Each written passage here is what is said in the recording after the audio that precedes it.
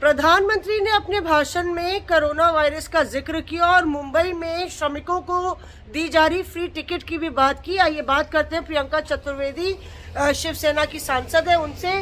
प्रधानमंत्री ने पूरा अटैक करके बोला कि पैंडेमिक जो फैला वो इसलिए फैला क्योंकि कांग्रेस टिकट बांट रही थी मुंबई के रेलवे स्टेशन में। आप समझ सकते हैं कि जब ये लॉकडाउन लगाया गया, देश की जनता को सिर्फ 4 घंटे दिए गए, फिर आपने जाकर ट्रेन बंद कर दी और सारी व्यवस्था इंटरस्टेट ट्रैवल बंद कर दिया।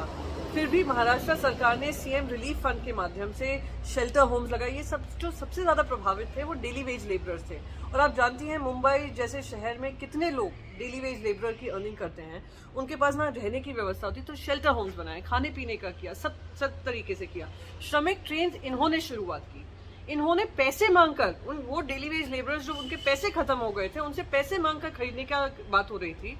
हमने फिर भी कहा कि नहीं, हम उनका पैसा देकर, क्योंकि उन पे और बोझ मत डालिए, उनको अगर घर ही जाना है उनको घर भेजिए, तो हमने उनके पैसे दिए। पर पीएम ने ये कहा प्रियंका कि आप लोग ने कहा जाओ यूपी जाओ, बिहार जाओ, और वहां पे जो है जिस तरह से उनको भेजा गया कि यहाँ पे पैंडेमिक है, बहुत बड़ा खतरा है, तुम लोग जाओ, तो एक तरीके से मुसीबत आप लोग जो भगाना चाह रहे हैं। कितनी शर्मनाक बात है कि आप अपनी जिम्मेदारी समझने की बजाय दूसरों पे दोष मर रहे हैं। प्रधानमंत्री नरेंद्र मोदी जी एपिडेमिक एक्ट के अंतर्गत और डिजास्टर मैनेजमेंट एक्ट के अंतर्गत ये सारी जिम्मेदारी आपकी थी, ना कि राज्य सरकारों की, पर फिर भी राज्य सरकारों ने अपनी जिम्मेदारी निभाई है।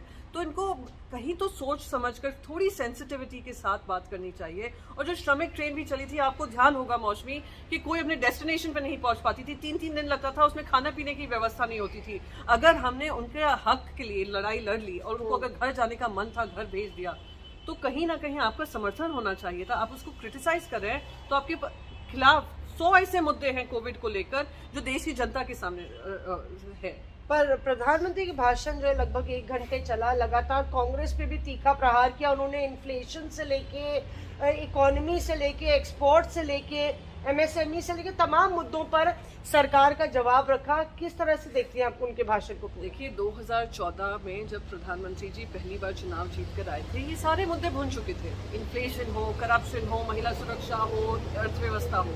आपने देश की जनता को क्या वादा किया था कि आप रोजगार के माध्यम बनाएंगे, आप अर्थव्यवस्था को सुधारेंगे, आप इन्फ्लेशन कम करेंगे। आज आप उन हर मापदंड पे फेल हो रहे हैं। आप कब तक दूसरी सरकारों को कोसेंगे? पर देश की जनता ने प्रधानमंत्री विपक्ष को जवाब देने के लिए रखा है या देश की जनता की आवाज सुनने को रखा है? देश की जनता के कोई मुद्दे आपने उठाए नहीं। आपने ना बढ़ती हुई महंगाई के बारे में बात की, ना आपका बजट ने कुछ किया, ना हमारे छोटे कारोबारियों के लिए किया, ना हमारे बुजुर्गों के लिए किया, ना हमारे युवाओं के लिए किया, ना हमारी महिलाओं के लिए किया। आप अपनी जवाबदेही कब देंगे? आप कांग्रेस को बार बार कोसें, आप विपक्ष को कोसें, चलिए होता है, राजनीति में होता है, पर कहीं ना कहीं देश के प्रधानमंत्री हैं, he is responsible for this entire country.